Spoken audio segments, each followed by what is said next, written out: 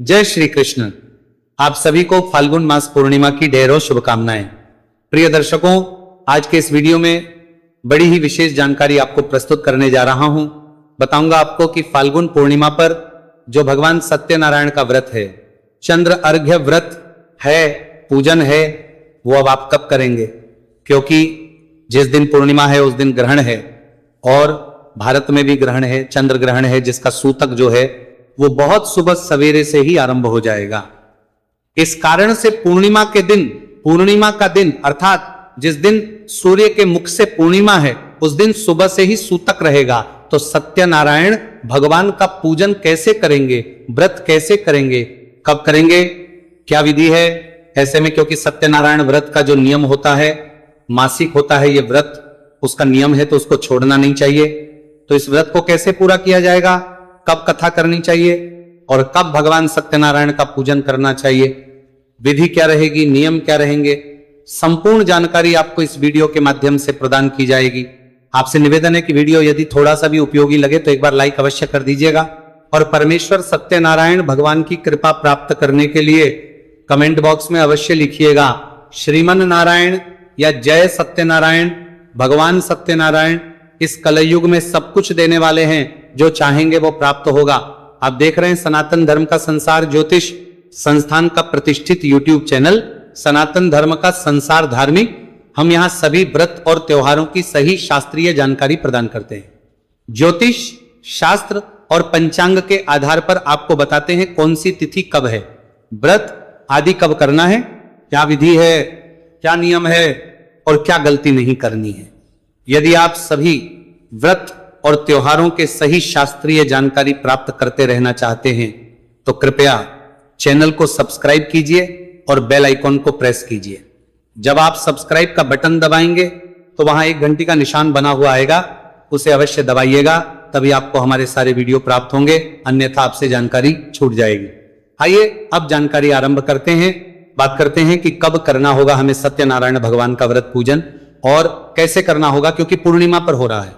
प्रिय दर्शकों, आप सभी जानते हैं कि पूर्णिमा पर भगवान सत्यनारायण का व्रत किया जाता है। पितरों के निमित्त तर्पण आदि कार्य भी किए जाते हैं और चंद्र अर्घ्य व्रत भी किया जाता है। यह दिन दान का दिन है, पूजन का दिन है और पुण्य अर्जित करने का बड़ा दिन है। परंतु इस वर्ष फाल्गुन पूर्णिमा पर ग्रहण लगने जा रहा है, इस कारण से एक बड़ा संचय लोगों के सामने है कि सत्यनारायण भगवान का व्रत कब करें। तो जैसे हमने आपको बताया कि होली का दहन कब करें, शास्त्रीय विधि बताया, शास्त्रों के नियम के अनुसार बताया, वैसे ही आपकी शंका का निदान भी करते हैं।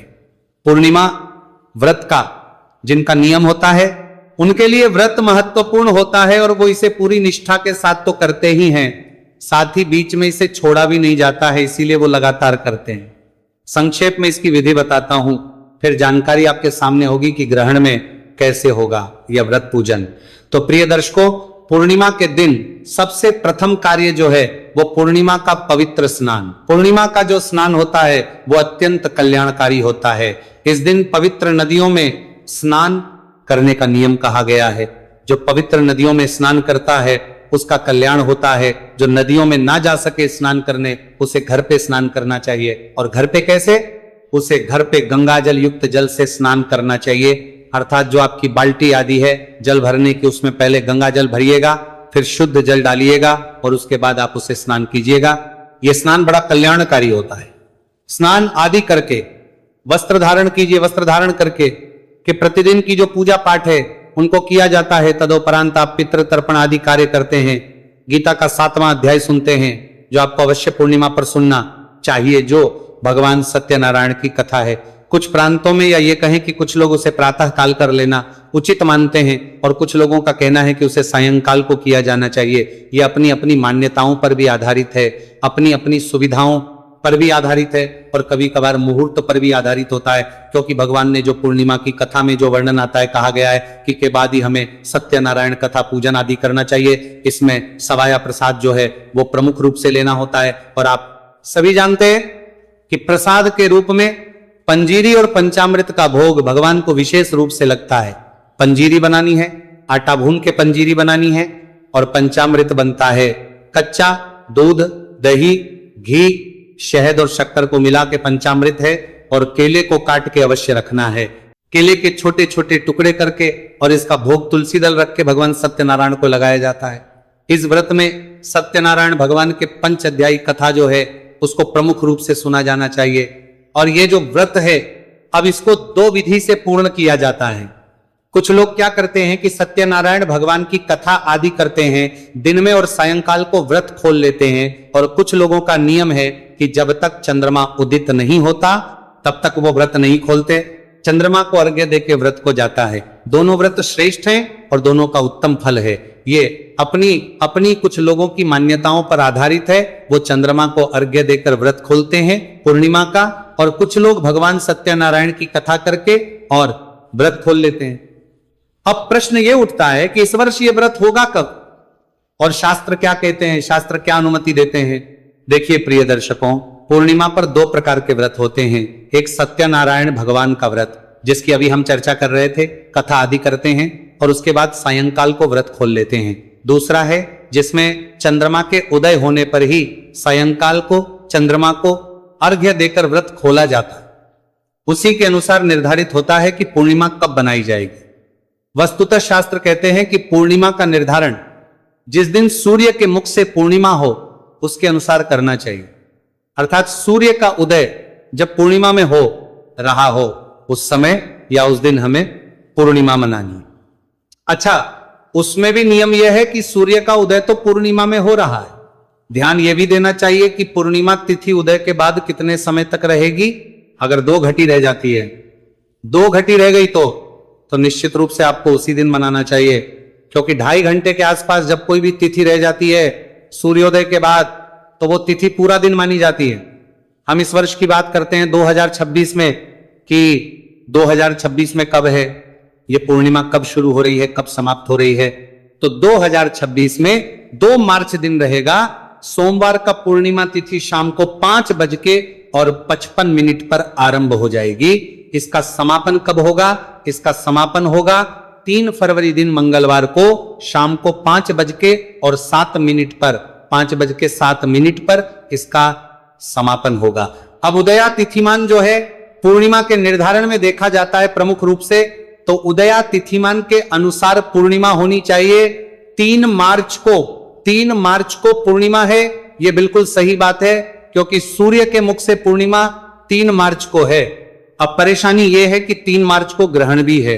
ग्रहण जो है वो शायद काल को लगभग 3:20 पर आरंभ हो जाएगा, ऐसा समय निकल के आ रहा है। ग्रहण है और ये ग्रहण भारत में तो दिखाई देगा ही, भारत के साथ ये ऑस्ट्रेलिया में भी दिखाई देगा, यूएई में भी दिखाई देगा, भारत के देशों पर भी इसका प्रभाव रहेगा, प्रशांत क्षेत्र में भी इसका प्रभाव रहेगा।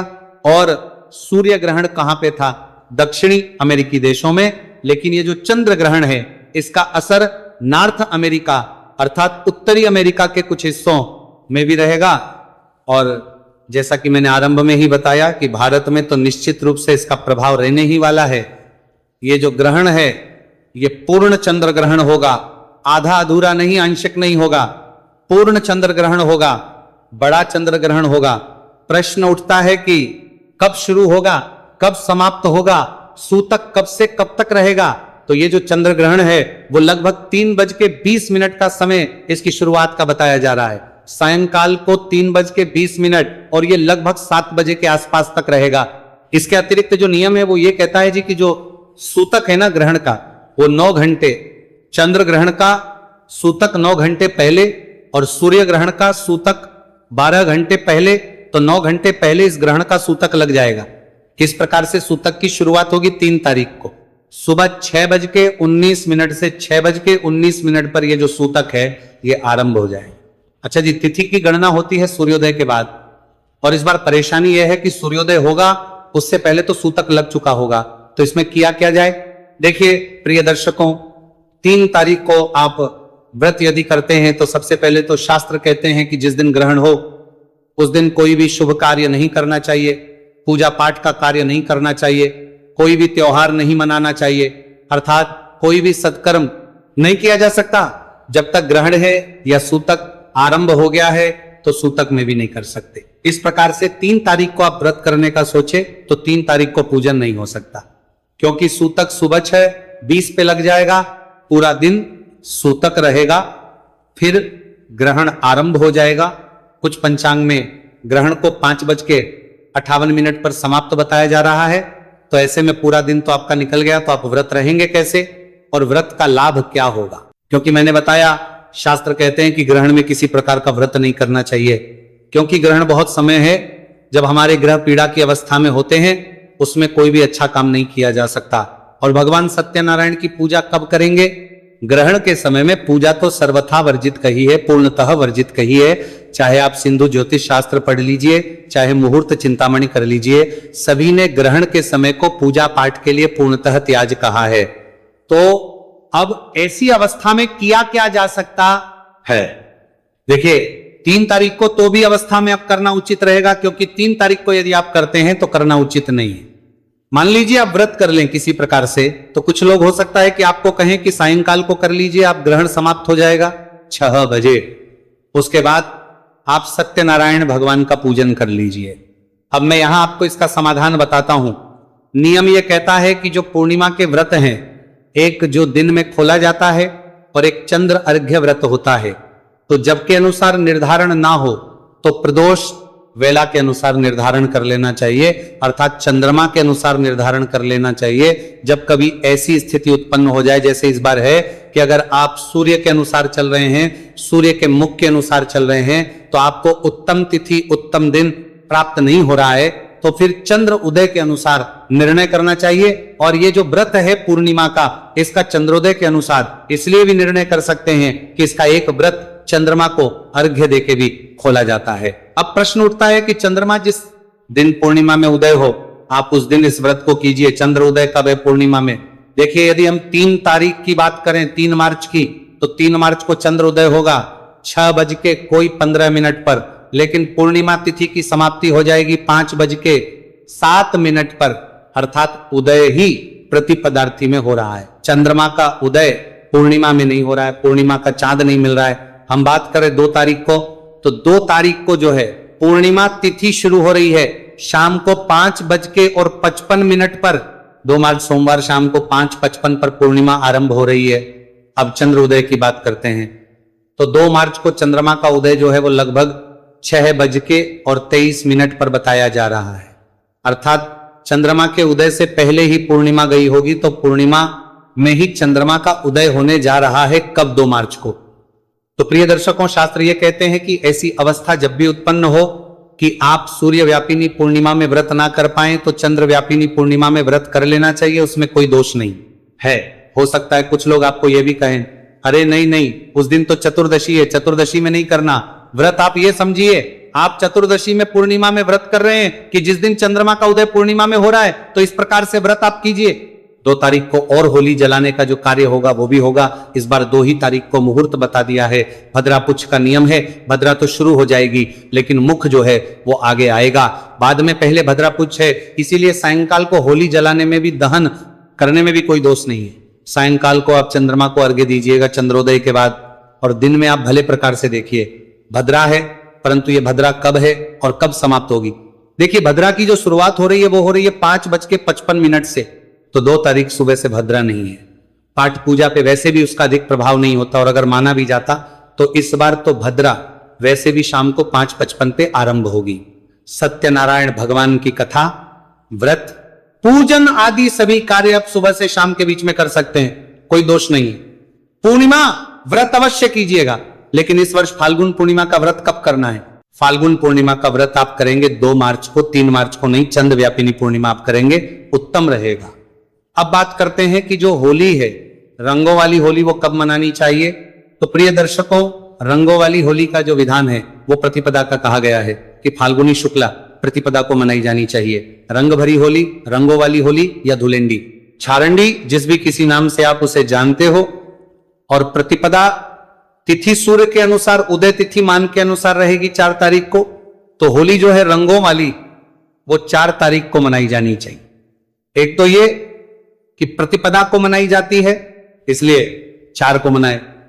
दोष का कारण यह भी है कि ग्रहण में किसी भी प्रकार का जो उत्सव है वो नहीं मनाना चाहिए। और होली जो हम मनाते हैं, रंग गुलाल लगाते हैं, वो एक उत्सव है। देखिए, कुछ लोग हो सकता है कि ये कह रहे हो कि हाँ 3 को मना सकते हैं।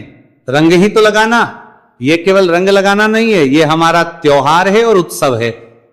आप ये सोचिए, जब ग्रहण के समय खाने की मनाही है क्योंकि अशुभ काल चल रहा है, क्योंकि समय ठीक नहीं है, हमारे ग्रह जो है उस समय उग्र अवस्था में होते हैं, तो उत्सव कैसे मनेगा? ये तो हमारी खुशियों से जुड़ा है ना। आप खुशी के, आपके ग्रह यदि पीड़ित हैं तो आप कैसे खुशियां मना सकते हैं? इसीलिए ग्रहण के समय पर रंग गुलाल की होली नहीं मनानी है। और दूसरा कारण यह भी है कि ये जो होली है ये प्रतिपदा को कही गई है, और प्रतिपदा 3 को नहीं है, 3 को तो पूर्णिमा है, पर ग्रहण के कारण हम व्रत कर रहे हैं चंद्र व्यापिनी पूर्णिमा में 2 तारीख को, क्योंकि 3 तारीख को जो है चंद्रमा का उदय भी पूर्णिमा में नहीं हो रहा है, इसीलिए 2 तारीख को पूर्णिमा का आपने व्रत है, 2 तारीख को ही होली का दहन होगा और 4 तारीख को रंगों वाली होली मनाई जाएगी। कुछ और रह गया हो जो बताना आवश्यक हो तो कमेंट बॉक्स में लिख के पूछ लीजिएगा, मैं अवश्य जानकारी प्रदान करूंगा। आपकी कोई राय है या कुछ ऐसी जानकारी जो आप देना चाहें जो मुझसे रह गई हो, तो वह भी आप कमेंट बॉक्स में लिख के बता सकते हैं। आपके यहाँ होली कब मना रहे हैं, आपके आसपास के जो पंडित जी हैं वो क्या कहते हैं, इसके विषय में भी अवश्य बताइएगा। चैनल पर नए हैं तो सब्सक्राइब करते जाइएगा। भगवान सत्यनारायण सब पर कृपा करें। आप सभी को होली की शुभकामनाएं, फाल्गुन पूर्णिमा की ढेरों शुभकामनाएं।